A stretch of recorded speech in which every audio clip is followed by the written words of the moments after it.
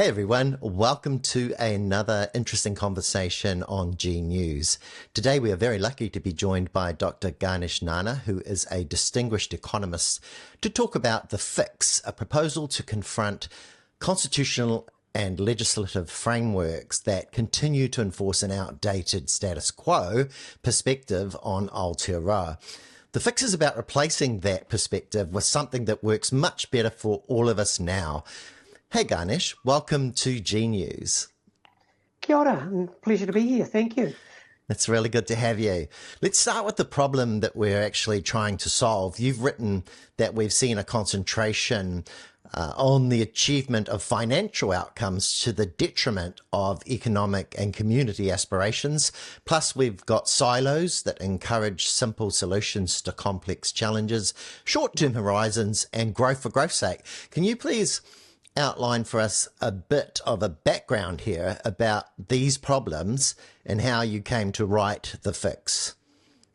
Well, I think the background has probably been well traversed by many others, and it's just we've had the best part of 40 years of this, some people call it neoliberal, you can give it that label or whatever you want to call it, this economic framework which basically says government needs to balance its books, so its focus is on making sure that its books, whatever those books are, its financial books or its financial situation is all okay, and the Reserve Bank needs to focus on controlling inflation, and when those two things essentially work, then government can take its hands off the tiller, get out of the way, and business will prosper or do things, and magically everything will, dare I say, trickle down to everybody.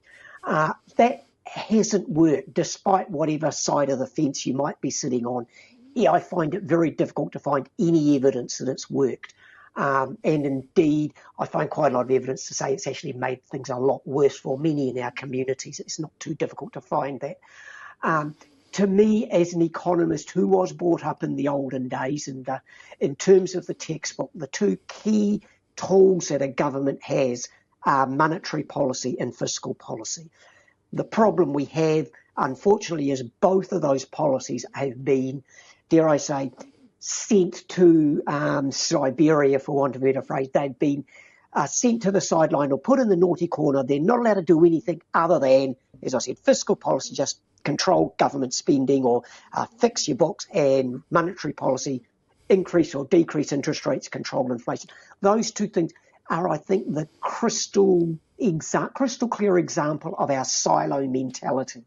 And dare I say, the simple solution of all we've got to do is fix and control inflation, fix the government books, and everything else will magically happen.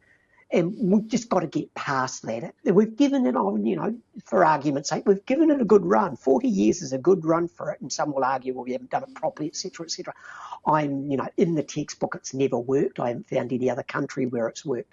So let's start thinking about taking both of those core government instruments and taking them out of the naughty corner and putting them back on the table.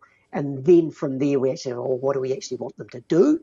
And so we've got to actually have a grown-up conversation about what we want these policies to do. So that's what I call an objective. We've got to give it an objective. It's got to be more than just GDP growth, because, again, you look at the numbers and we've actually had reasonable GDP growth over the last 40, 50, 60 years. We've had a few bumps in the middle, done reasonably well. So it's got to be more than that.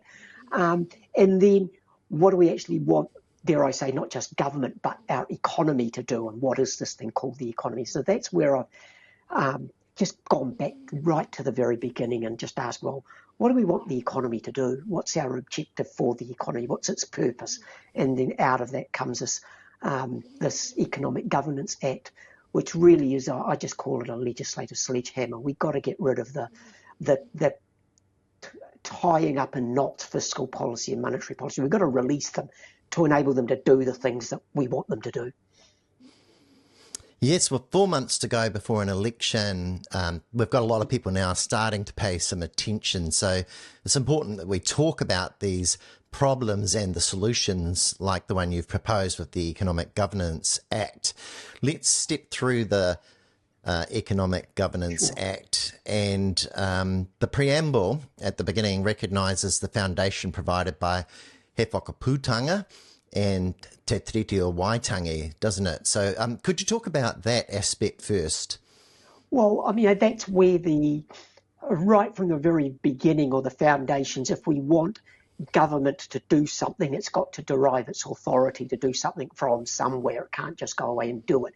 And going back in the past, even before Te Tiriti and stuff, in terms of what the colonisers brought here, very much I would argue, a social contract perspective on the world, which was about individual rights and individual property, and that the social contract way back in the colonisers' world was very much about protecting the landed gentry, those who owned land or owned property, and they required a government or a state or the crown, the kings and queens, to have an army or a military to protect the property of the upper class from the marauding hordes. And that's a social contract here in Aotearoa. We've got a version of a social contract. Obviously, it's developed a lot further, and it's not just about private property. It's about community property and collective property, arguably, and so those rights and responsibilities. You bring that together with Te Tiriti and He Whakaputanga, we've got what I would call the genesis of a purpose for government. Now, a genesis of government having some authority to do something. We've got to agree what that something is, and that's where I put it in a broader, as broad as I can say, but I think consistent with 21st century Aotearoa from Te Tiriti and He Whakaputanga, and that social contract of delivering just being a good ancestor. And I think that's a core purpose that, arguably many will be able to sign up for. We can have arguments through the democratic process of what does that actually mean, but in the foundations, we can allow government or give government authority, both Māori and the Crown can give government authority to pursue this purpose of being a good ancestor. And so that's the framing of it. And I think I believe it's consistent with the treaty. And we're not talking about sovereignty. Well, I'm talking about government and sovereignty. And it's sort of, you can argue I've sort of parked that. I think that's my next article or something a bit further down the track. Requires a bit more thinking. But so I've parked sovereignty, but government with a small g has an authority to do things as long as it's consistent with this purpose, which is derived from that Te Tiriti and He Whakaputanga and that social contract. So that's where I start from, and then we got to go into the nitty gritty of what do we actually mean by being a good ancestor. Well, I think that the idea of being a good ancestor resonates very strongly, and I think a lot of people get it, and it might mean slightly different things to everybody else, but being a good ancestor is pretty obvious, and I think it would appeal to many people. You've written that the government policy that we have, all government policy should give effect to the purpose of being a good ancestor. So all the policy would be subservient to the purpose of being a good ancestor. So why do you think that's important? Well, it flips the current model around, because the current model we've got is everything's subservient to the economy, whatever that might be. We've never defined the economy, and that's been interpreted by those currently in power, indeed over the last 40 years, of everything's subservient to the financial wizards. And I would just flip the other way around. Finance and the economy are actually the vehicles to deliver on the higher purpose. So the economy is the servant to our community, not the other way round. And so that's where I say, well, economic activity is great, businesses are great, financials are great, you can do whatever you like, but you are subservient to the master. The master is that purpose, being a good ancestor. And so that's where, just trying to flip that around, because at the moment you look at the wording of the current Public Finance Act, and which essentially ties fiscal policy in head. It's all around the wrong way. It's not about government serving the community. It's the other way around, in terms of the community having to fulfil the needs or the desires of the finances of the government. And I just want to flip that whole thing around, because it is the wrong way around. The economy is supposed to be part of or a subset of our community. not the way we've treated it, not the way we've treated community, and dare I say, treated our environment and Papatūānuku. The economy cannot be seen, it is not the superior being in this context. It never has been. We like to think it is, but it's not. Or some people like to think it is, but it's not. That makes a lot of sense, I think, to everybody. You've got a section in the Act that you propose which establishes the principles of responsible economic governance, ensuring economic activity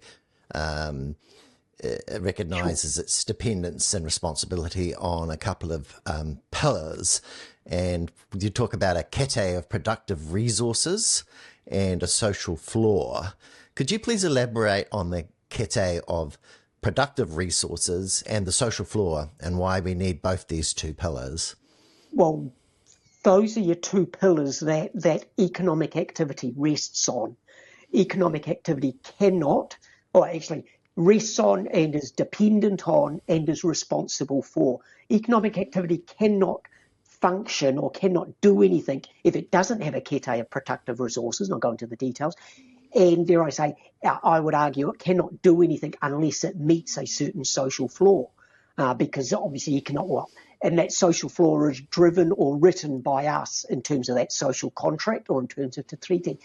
We could have economic activity that says it's acceptable to send children down a coal mine or, use slave labour, but that's not consistent with the documents that we've inherited and that social contract. So we need to have both of those pillars and recognise that prosperous, productive, whatever you like, economic activity requires both of those pillars, is dependent on both of those pillars, and I would argue, as I've stated in the proposed legislation, is responsible for the health of both of those pillars. So there's a symbiotic relationship, if you like, between them. So again, economic activity is not something out here in a silo that can do whatever it likes and somebody else is responsible for cleaning up the mess. It's together and it's part of that same system. Your productive resources, it's pretty bland. It's straight out of the economic textbook from a long time ago, but with a few things added on. But, you've got your land, your water, your natural resources and all of that sort of inheritance that we received. You've got your physical bricks and mortar and your buildings. You've also got people, the thinking and all of our experiences and our training. And then you've got our community, the networks, dare I say, that comes from that social contract, that social license to operate, the minima that we need, the rules that we need to abide by. And then that social floor is very much embedding in what do we as a community expect to be the minima that the economy has to abide by. And I argue, we've got elements of that social minima at the moment, that social floor, like the minimum wage. Many, including myself, would argue it's way too low at the moment. But we've got the foundation for it. Let's just talk and argue about what do we want to include in that social floor. I put in the legislation, well, at the very least, we've got to feed our people and house our people. Those are the two social floor minima. And then we can argue about what else on top of it we would like. But that's your two po that any economy or any economic activity sits on above, and then whatever it does with those two po, it's got to be consistent with meeting that overarching purpose, which is being a good ancestor. Now, your Act, you were talking before about things being the wrong way round, and you mentioned the Public Finance Act of 1989. Now, Section 26G of the Public Finance Act 1989, you're proposing to replace the principles of responsible fiscal management with the principles of responsible economic governance. And this part seems crucial for all of us to unshackle ourselves. Could you explain how economic governance and fiscal responsibility are different from each other and why we need to get rid of Section 26G of the Public Finance Act? Well, I've been in many arguments and many people say just get rid of the Public Finance Act, full stop. But I think that's arguably a step too far for me. I haven't got the capability or expertise to rewrite the whole Act. So let's just go to the core, and that core is 26G. It's the it specifies the principles of responsible fiscal management. Now, those words are critical because responsible is never defined in the Act, so we don't know what responsible means. And fiscal, but it's responsible for fiscal outcomes, financial outcomes, government finances. There's nowhere in 26G any responsibility for economic. And that's the difference. The distinction between economics and finance is critical, and I think wholly misunderstood in this country, and dare I say by some who act to ensure that it's misunderstood. We think that government looking after its finances is somehow related to the economy. Well, the two are totally different. And I think the economy, as I said, it's that productive kete of resources that we've got alongside that social flaw. Government finances is literally just a profit and loss account and a balance sheet. You don't need to be an economist to interrogate those. You do need a way more sophisticated model to look at the economic mechanism, of which the government finances is a subset. So that's one element. We haven't defined responsibility. And we've got management. We are so tied up in managing stuff in this country, and it's not just government finances. We manage inflation, we manage resources, we manage beneficiaries, and all of those things. But as a student of an MBA, I've never got one. I understand you can get them off the internet, but MBAs are key. The Master of Business Administration stuff. They literally turn themselves upside down and fall over backwards to ensure that you understand the difference between management and governance. And the two are different. I don't want to belittle it. But in this country, we've got no governance. We do a whole lot of management and put a whole lot of KPIs on a whole lot of chief executives to manage stuff. But why? What are they managing for? And that's a symptom of there is no governance. So nobody can actually answer the question, why are we managing inflation? Why are we managing fiscal accounts? What for? What is the purpose of each of those? And that purpose is supposed to be set by that overarching governance, which is totally missing. It has been for the last 40 years.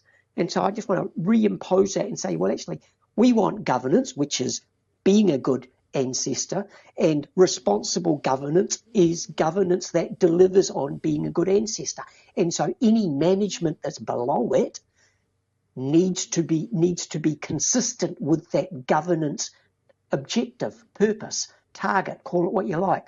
And it's just reimposing, I think, this idea that economics or the economy is not in its own little silo. It needs to be delivered for a purpose rather than just somehow expecting GDP and inflation to somehow magically deliver all the other good stuff that we sort of expect to come out. Great. The fix also places an economic objective on the Reserve Bank Act and places the Reserve Bank Act on a par with other government policy. And it states how monetary policy must give effect to being a good ancestor. Could you please help us understand this? Well, again, it's trying to taking in monetary policy like fiscal policy out of their silos and putting them on the same table, on an even par. And I won't say I'm happy with, but I'll go for argument's sake, leave monetary policy in the independent institution of the Reserve Bank, but with the big proviso. And yes, okay, it's assigned to control or manage inflation, but I put the extra lines alongside its economic objectives so it translates to something economic, which is it's got to do that at the same time as ensuring that it's giving effect to being a good ancestor, just like fiscal policy has to, just like all the other arms of policy. So get the silos out of the silos and bring them together and actually get them talking to each other. And we've had the last 40 odd years of every now and again we go up and down the cycle. We have the Reserve Bank saying the Treasury's got it wrong, and we've got Treasury saying the Reserve Bank's got it wrong. We've got monetary policy asking fiscal policy to do something. We've got fiscal policy asking monetary policy to do something. And each of them say, no, it's the other person's problem. And we've got to get past that. It hasn't worked. We actually do need both fiscal and monetary policy. Those are the two big, powerful levers for government. to act in the same way, in the same direction. And yes, we've got to control or manage inflation. Yes, we might want to encourage GDP growth. We might want to encourage other economic activity. We might want to encourage sustainability, development, and all of those sorts of things. But we need to be travelling, all of those arms of government need to be travelling in the same direction. It's not rocket science, and it sounds a bit cliche because everybody keeps telling us that we've all got to travel in the same direction. But we don't know what direction that is. Nobody's ever told us. Or we've never even had that conversation as a country. You've spoken quite a bit about breaking up the silos. Also, you mentioned in the writing that you've done, embedding a longer term horizon to what we do. And you talk about an economic governance council. Can you elaborate a little bit more for us all about the Economic Governance Council and what it does and who it is? That's another, well, I suppose that's the layer underneath government. Yeah, that's the operational arm or the management arm, for want of a better phrase. So that's the CEOs of all the agencies around the place, and I collected up as many as I could think of. I probably possibly left out some by mistake. But anyway, the principle is to get them to, and we've heard this many times before, and different public service commissioners have tried to bring the different agencies together, but we still have the framework of the agencies looking after their own budgets, for want of a better word, and delivering on their own KPIs. So this is just a mechanism, well, not just, is a mechanism to try and enforce, for example, the Reserve Bank Governor, the Chief Executive, the Treasury Secretary, the MB Secretary, the Climate Change Commissioner, the Infrastructure Commissioner, the Children's Commissioner, Health, all of those, and I throw in the Commissioner for Future Generations as well, which is important. Tell them they have to meet once every X months. I think it's once every 9 months I put, so they meet sort of 4 times each election cycle. And they are responsible for reporting at each of their meetings, delivering something back to government saying, this is how we are progressing towards being a good ancestor. These are the progress markers. So that's at the management level. But it forces that reporting and that monitoring to be done collectively rather than in each individual silo, right? Because we continually have everybody pointing to everybody else. So that's the Governance Council. Alongside that, I've told that Governance Council, it's responsible for delivering the pre-fu rather than just Treasury. It's responsible for delivering that long-term fiscal forecast, that long-term, that 10-year one, alongside something that I was quite keen on, but it's sort of relegated to the past, the BIM, not the BIMs and what's the word? Those inquiry reports every 3 or 4 years that the previous Public Service Act put on agencies, but again they were individual. This is just bringing them together so that those reports and that knowledge and that experience and that advice is cohesive and coherent, going to not just government and ministers, but going to the public at the same time. So ministers and government, dare I say, cannot intercede beforehand and get their talking points right. So it is a recognising that public service officials should be responsible to us as a community, the population, rather than being responsible to ministers. It's, again, turning around. And if they're responsible to us, it means they're not so much tied to the minister's 3-year election cycle, building in 10-year horizons, building in that cross-silo work that we've tried to bring in for however many years and failed miserably many times. Just to make sure that the Economic Governance Act 2027 that you've written would stick, you've put in there a 75% parliamentary seat majority to amend it. Would you like to talk a little bit about that at all? We've only got a couple of entrenched clauses in all of our legislation books, and one's basically around the Elections Act. So basically we have to have an election every 3 years and we can't get rid of that. So this is, and I haven't put that entrenched across the whole board, but I have entrenched or proposed to entrench that purpose. The purpose, which is being a good ancestor, and I also have entrenched the social floor, the minima, because I think that's, and it's partly to get past the 3-year flip-flops or whatever it is, and give that certainty of mission for the country and the government, whatever colour it might be. into the future. So yes, we'll still have elections. We can have democratic debate. What does constitute a good ancestor? What actually do we want to include in the social minima, the social floor? All of those sorts of things. How far do we want fiscal policy and monetary policy to go? You know, there's still the balance between taxes and spending and what sort of spending. All of those things are consistent with this Act. But I think the one thing that you want to, well, two things we want to lock in is that purpose. And it's because it doesn't come from Parliament, it doesn't come from political parties, it comes from our founding documents and it comes from our community. Being a good ancestor is locked in, and that social minima, arguably, we can argue what's in it, but the existence of it, we can argue at least, yes, we want to feed our people and we have to house our people. That's a minima. We should be able to lock that in. And then from there, we can argue we might want to add even more stuff in there, which I would definitely would like to have a good conversation about. But those sorts of things, it's just a way of getting our economic mechanism delivering to our people rather than the other way around. So making the economy the servant rather than the master. Finally, when it comes to debating and talking about the need to implement this fix and getting it more top of mind and into actual law, what would you like to see happen from here on in about this proposal? Well, I'd definitely like a lot more grown up, mature conversation about fiscal policy. And it sounds policy wonkish, but it is the biggest tool within the government's armoury in terms of managing the economy or managing economic activity alongside monetary policy. Sadly, we've contracted out monetary policy and given it away to the Reserve Bank, which is yet another own goal that we've done to ourselves. So somehow let's have a grown-up conversation. And yes, fiscal policy means tax. Yes, fiscal policy means spending. Yes, fiscal policy means debt. Yes, let's have that conversation because each of those things are critical if we're interested in not just managing the economy, but actually governing it to deliver for what we want rather than what others might think it should be doing. So that's the important thing. And ideally, let's have a conversation about bottom lines for the post-election coalition negotiations. And one of my bottom lines is let's just get rid of 26G. It's tying ourselves up in knots. We've tried to reduce debt for the last 40 years. We've succeeded every now and again. We've actually succeeded quite a lot.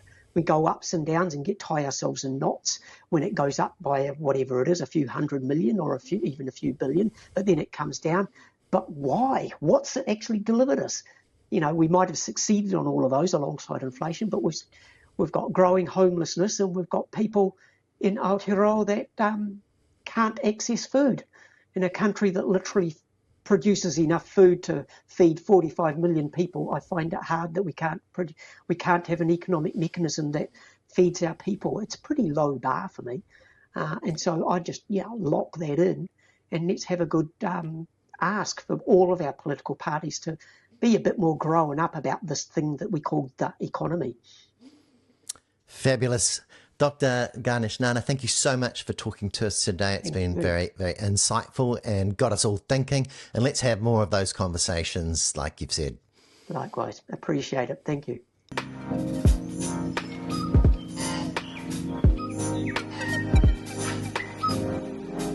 Welcome to G News, the good news.